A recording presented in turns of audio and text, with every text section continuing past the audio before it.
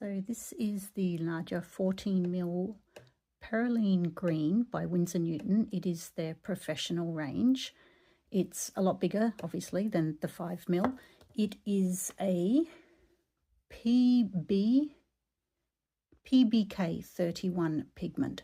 So it is a black pigment, but because of the properties of this pigment, it throws a little bit of a green hue. It's quite dark. I'll give you an example of what it looks like.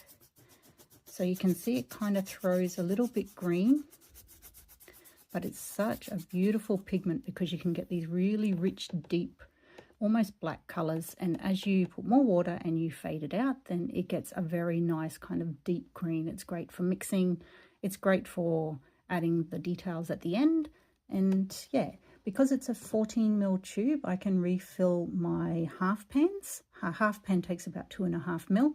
And these can be refilled, you know, maybe 5 or 6 times with this size pigment. So highly recommended. Winsor & Newton are a great brand, and the light fastness on this is excellent. I haven't had any troubles with this at all.